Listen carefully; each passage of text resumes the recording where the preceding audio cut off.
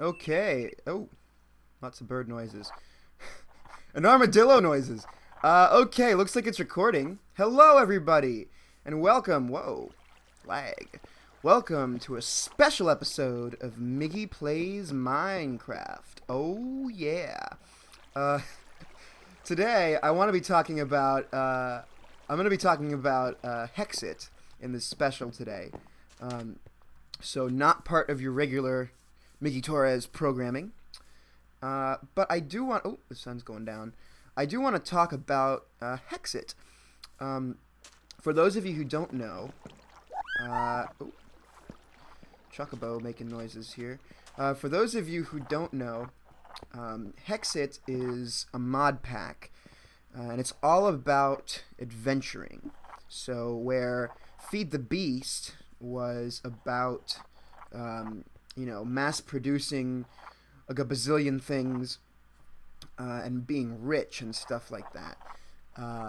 Hexxit is more about, raiding dungeons and getting cool loot and cool swords and magic and whole bunch of really cool stuff. They have chocobos in it. This is Thalnia the Majestic. I named her myself. So we're just going to sleep here real quick. And I'm not going to go through and talk about everything that I have here in my world. If you guys want maybe a series on this, which I wouldn't mind doing if there's interest, let me know in the comments. What this video is about it's about a specific way of playing Hexxit that I have been using for a while now. This is my second Hexxit world. The first one crashed. I cannot open it, and so it's a good thing I didn't start a series then, because we would be lost. But ever since the first one, I've been playing Hexxit a certain way, and I want to share with you all that way of doing it. And I want to give you a little backstory behind why. You see, I've been when I first started playing Hexxit, it was because it was just listed in the Technic Launcher, and I had downloaded the Technic Launcher for another reason. A friend wanted me to play a different mod pack, which I played, and it was good. But I saw Hexxit listed, and I was like, "This looks cool. What's this?" So I started playing, and I had no idea what I was doing. And then I watched GeneriKB's videos on it. And he demystified a lot for me. Oh, Enderman. Do you hear that? I want him. I want his Ender Pearls. Ender Pearls don't come easy around here, unless you go to the end. I don't know where he is, though. We'll look for him. While we talk. Anyway, he might be underground. He's probably underground. Yeah, he sounds like he's over here somewhere. So I started watching GeneriKB's videos, and it demystified a heck of a lot for me. So big thanks to GeneriKB. And this video... Oh, that's a tree. That's a tree, Migs. I wanted to make this video after watching a lot of GeneriKB's videos. Just to contribute a little bit. And see, is he in this cave? Nah, I think he's just in the mountain somewhere. That's okay. I've been to the end. I mean, there's plenty of Ender Pearls there. I just wanted to share with him and with the rest of the audience here a specific way of playing that I've been using, and it's worked for me a heck of a lot, and that I thought is worth sharing. So usually I like to keep my specials relatively short. The Etho one that I did last time about the Brahms Lullaby, that one was relatively short. I don't know how short this one's going to be. I should have started a timer, but I did not. So it'll be fine. It'll be great. So I want to talk a little bit about weapons and armor and a way of moving around. And I want to talk about this. This is a longsword. I like to give my weapons really ridiculously epic sounding names to the point where it's almost like too much. This is called Mangled Calamity, Harbinger of Torment. So really just over the top names. But I want to talk about it, and I want to talk about actually, let's use this one instead because it's a little bit of a better sword. This is Siegfried, Breath of the Dragon Slayer.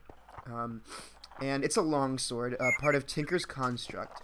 And I want to talk about why I think longswords are really the way to go, and why they are, in my opinion, really the best sword, I think. Now, obviously, they have their ups and downs, and there isn't going to be a perfect sword that does everything. But for what, just weighing what I've experienced so far in the game, the longsword I find to be the best sword. Obviously, people are going to disagree with me, and that's fine. Everyone can have their own opinion. This is just my opinion, and I'm sure you'll disagree with me. Some of you will disagree with me, and some of you might not. So, the reason why I think the longsword is the best sword is for its special abilities. So one of those abilities is the critical hit on the sprint. Okay. Now that means basically instead of doing a jumping smash, which we do with a lot of with regular swords, right? When you fall and attack, you get a critical hit. In the case of the longsword, it's a sword that was made for charging into battle. So when you sprint an attack, right, you get like 1.47 times the damage. So if you're doing usually 11 damage, I think you get about 16. If you're doing 10 damage, you get 15. Things like, about 1.5 the damage. So that's great, but that's not really what makes it wonderful. What makes it wonderful is its other special ability, okay? This is the lunge. Now, if you hold right click and let go, you get this little leap here, and that's called the lunge. Now, when I first tried out the lunge, okay, because the reason why I have a longsword in the first place is because I saw GeneriKB's video and he got the rapier, and I was like, oh, that's cool. I want to try to use a sword that I haven't seen anyone use before. So I decided to go with the longsword and just see what it was like.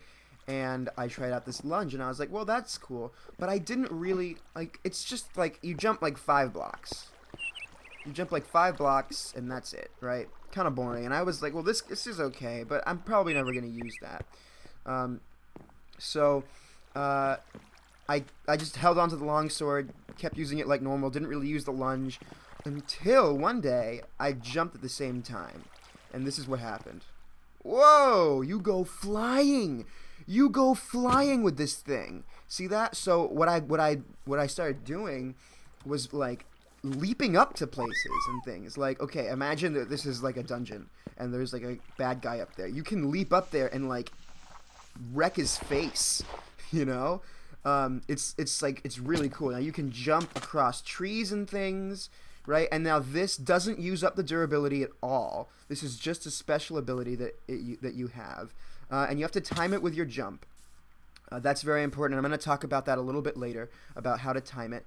But this is, look at that. We just jumped that entire distance. What is that, like 12 blocks diagonally? I don't know. But it's amazing for getting around places. It's especially useful for jumping across rivers. I find, like for example, you can see on my mini-map there's a river over here. So let's go over there. A lot of times with water, you tend to slow down, and right, like if I wanted to get across this without my sword, the way that I would do it probably is find like somewhere like this where there's either no water or where there's like very little water, and jump across. But the thing is, like, I couldn't jump across this, so I'd end up sort of slowing down a little bit. With my Siegfried Breath of the Dragon Slayer, I can just jump across. I can literally leap. I could probably... Yeah, I made it all the way up here. From down there. Isn't that crazy? So it really, really helps with mobility. If you're in a cave and you fall down somewhere, you can jump up, and it's great. Now, this is all good and well and good, whatever the expression is. But, of course, you have a couple of problems with this, right? I went around jumping and leaping like this for a while, and I was happy as a king until I found that you could add something else to this little combo and make it basically amazing. And that is the ubiquitous Cloud Boots. GeneriKB made these in his latest video.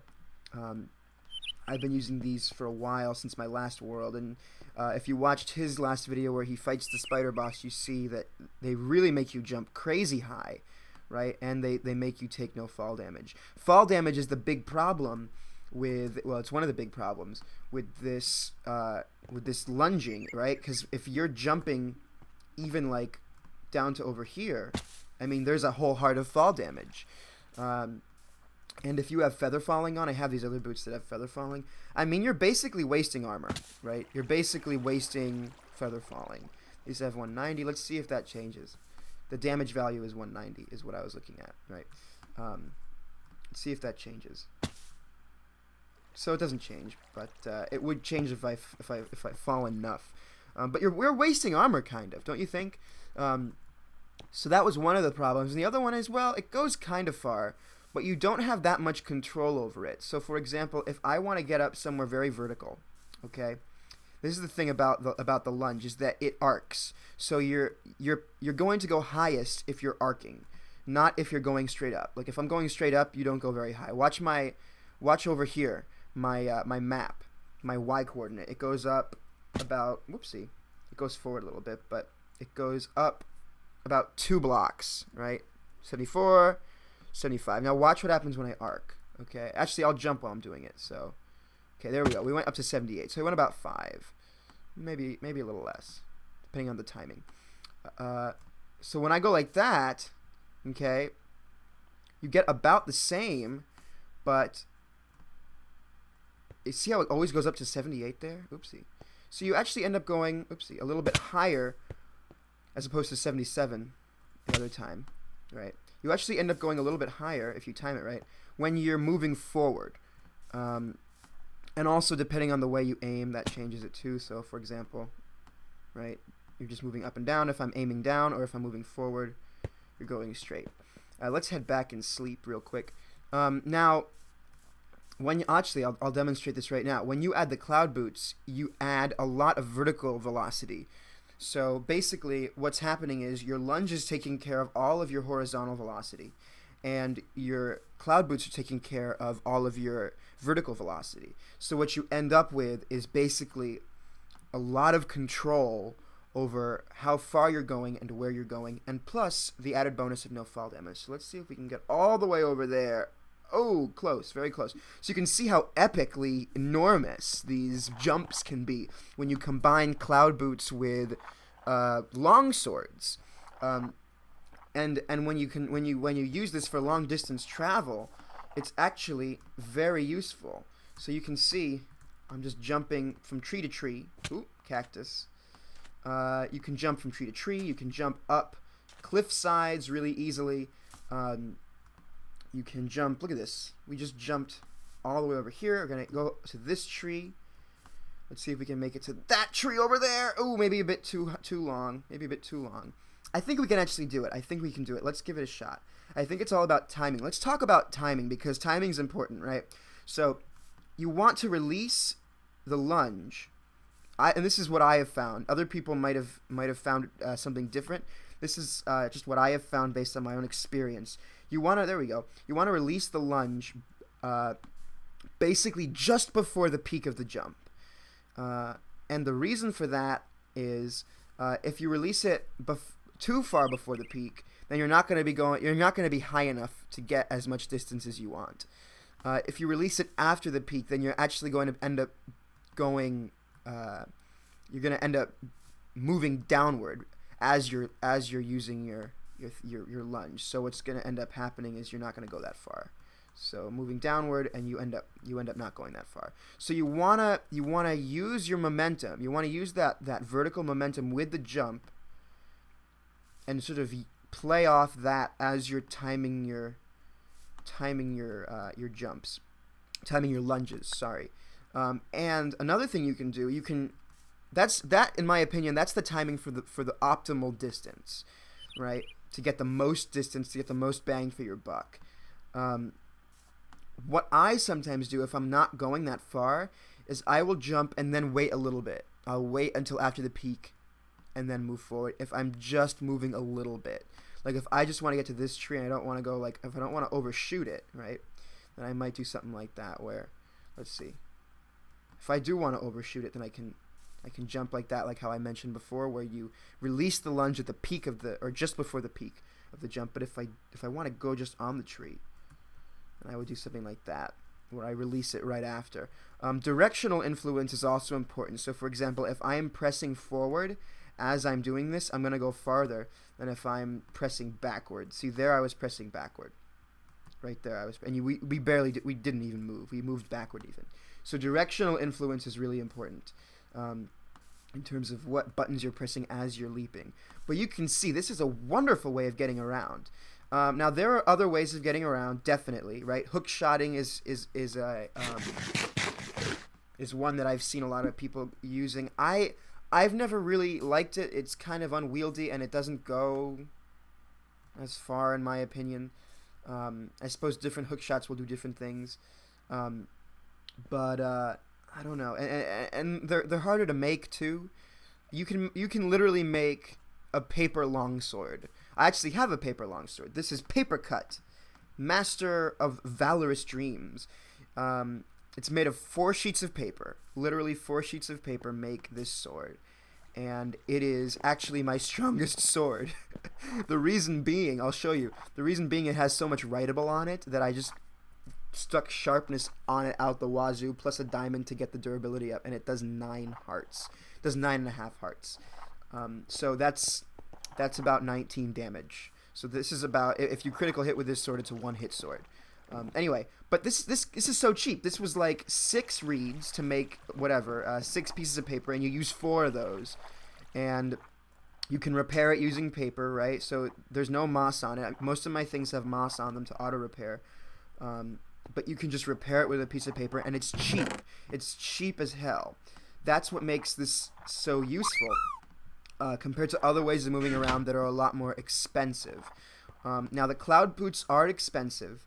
The Cloud Boots are, oopsie, look at that. You just repair it with a piece of paper. And it repairs 20 each time. The Cloud Boots are expensive. The Cloud Boots are 32 ingots, 32 gold ingots plus 4 feathers. The feathers aren't a big deal. You just kill chickens, right? Some feathers here. The ingots become a lot easier once you start going in the game because of the way that ore spawns here, right? For those of you who have played Hexxit, you know that ore spawns everywhere. You can see redstone is up there. There's probably some diamonds somewhere. There's some iron all over it's just all over the place, right? So you'll find gold easy, no problem. So it's not as expensive as it is in vanilla.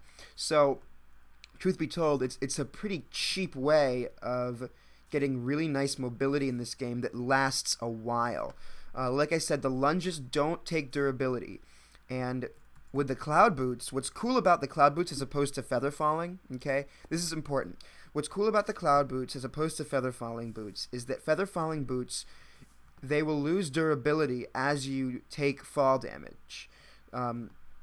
Whereas I'm pretty sure that's the way it works. I'm not 100%, but I'm like 90% sure that's the way it works. That fall damage gets channeled into durability as opposed to your health. I'm pretty sure that's the way it works. Don't quote me, but I'm like 90% sure that's the way it works. Because I think I recall falling one time and having my boots break because of that, right? I think that's happened to a lot of people where they have feather fallers and you fall a big distance and your boots break because they absorb all that fall damage. With Cloud Boots, that does not happen. With Cloud Boots, what happens is the fall damage is just an added bonus. The no fall damage, added bonus. So you can see right here, I got 99 damage value on this, okay? I've been jumping like crazy. And you jump on a normal jump, okay? You jump 5 blocks. That's as much as you jump, 5 blocks. So that's automatically, I mean, there's fall damage there if you didn't have the boots, right? You'd automatically take fall damage. So they're absorbing damage with every jump. Still 99. The durability is not affected. If you really want proof, we can make another pair, and I'll show you.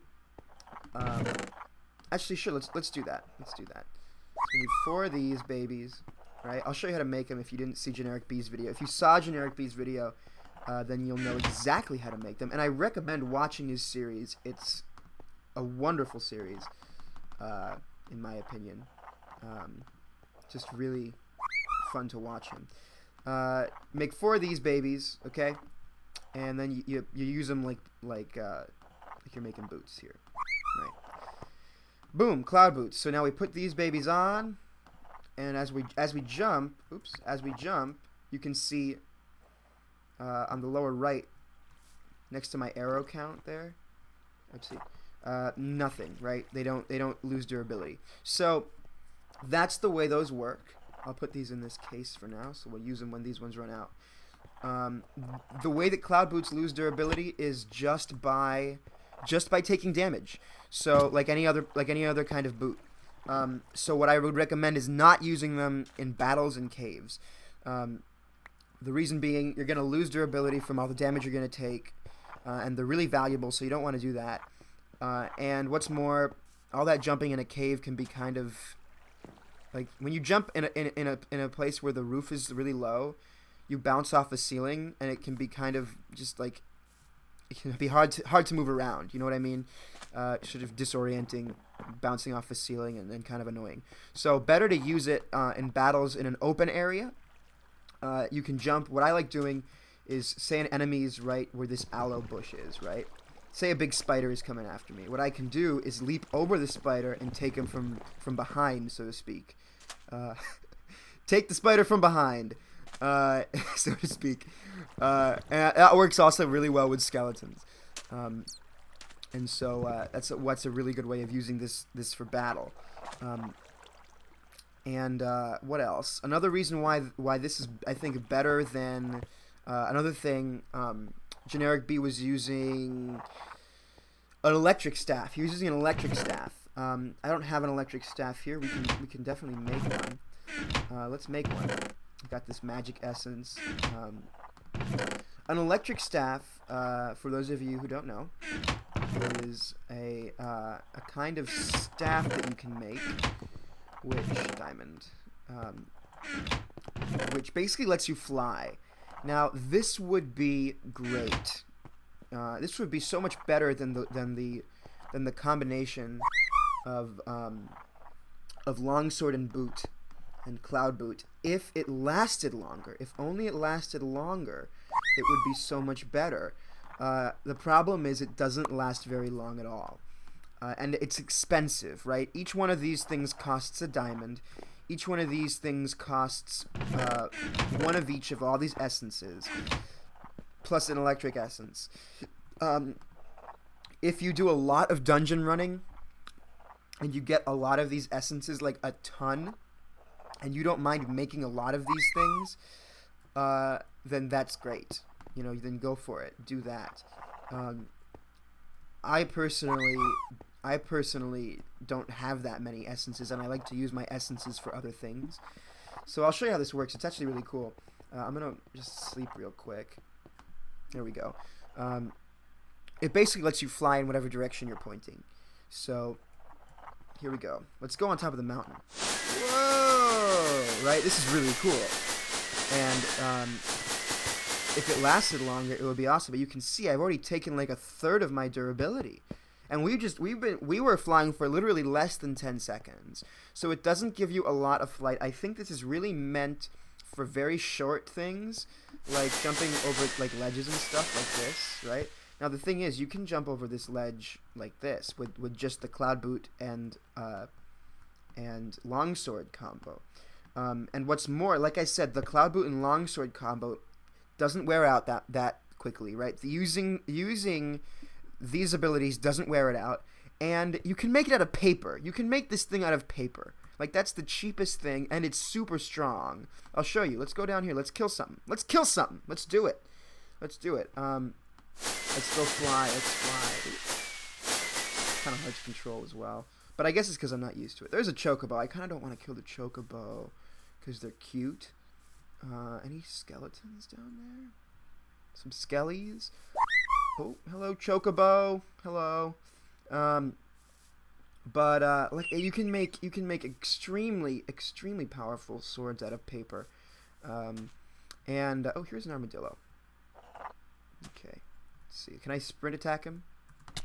Boom! 23 damage. That's more than 10 hearts. It's more than 10 hearts. That's a paper sword. That's four pieces of paper and a crap ton of quartz.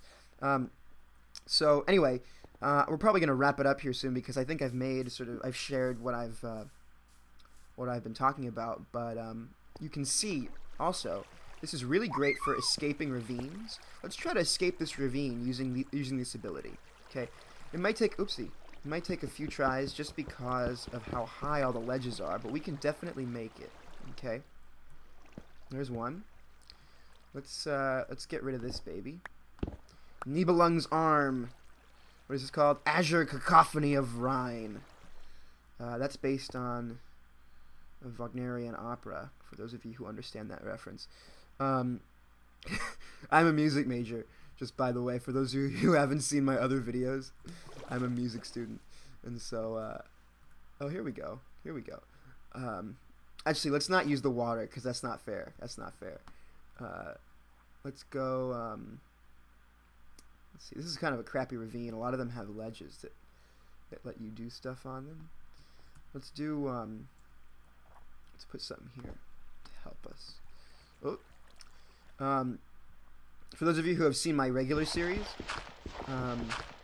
there's a lot of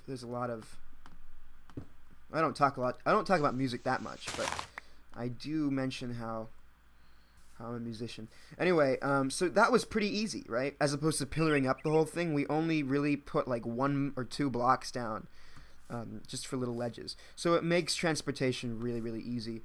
For jumping on mountains, for climbing over mountains, just a great thing. So, what else? I think there might have been one more thing I wanted to... Oh, yeah. Yep. One more thing about this electric staff. This electric staff is actually really great for moving underwater. So, for example, or on the water. Usually, when you're on the water, when I can't charge my lunge if I'm on the water. I have to go all the way to the bottom to stand on something, and then I can charge it. And then you can lunge with it, and it's great. The electric staff, though, it's like you're a speedboat. It's like you're a freaking jet ski. See that? Now, the thing is, it's going to break real soon. See there? It's done. That took, like, less than 10 seconds. So, the durability wears out real quick. Real quick. Instead, what I would recommend for walking on water are these babies. Let's see. These guys. These things are called whirlwind boots. The way you make them, gold, wool, and this wind medallion, which you make with clay and an arrow. It'll be uncharged. You have to hit yourself with an arrow basically 50 times before it's charged, and then you can craft with it. And the way it works, as if you sprint. Oops, let's try that again. If you sprint, right, you can walk on water if you're starting out at the same level as the water. So that's kind of cool, right, for long distances. The problem is if you jump or if you stop sprinting, right, you fall in the water. I'll do the jump one too, so you can see. Jump, and you fall in the water. What's more, you lose durability as this happens. So what I would recommend instead of these, right? These will get you moving fast. If you want to go across an ocean, you know, the durability, even though you lose durability, it doesn't actually run out that fast. So that's okay. And you can sprint real fast, which is nice. Oops, that's not the one I wanted. Put these back and shift click, open hand, shift click. There we go. But what I would recommend instead are freezerite boots. And the reason why, let's see, do I have any freezerite on me? I think I do. Yeah, here's some. Let's take 4. I think it's just 4, right? I'm pretty sure. Maybe not. Yeah. The reason why, we got cold touch. And what this does, which is really cool, it's going to be weird. Let's go somewhere else. What it's gonna do is it's gonna turn the water into wine.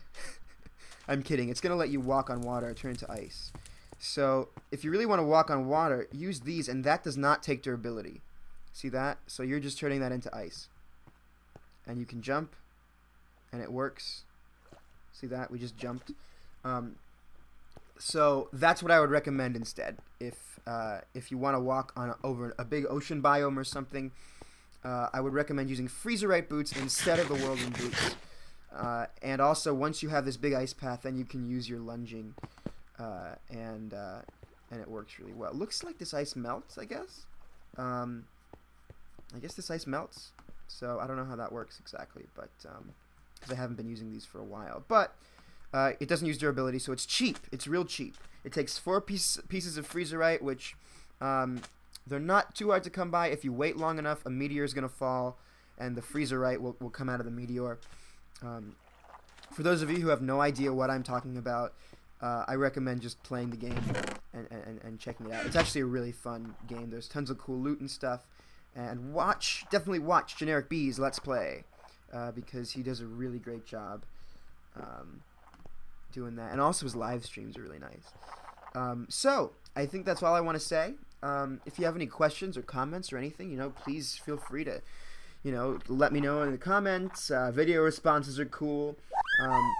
Hello, Thalnia the Majestic. Oh, so cute. Let's give her some. Can we give her some of these chocobo feed? This Gissel greens. Let's see if we can. Nope, not hungry. Not hungry. Aha! There we go. That's cool of me. Okay. Thanks for watching.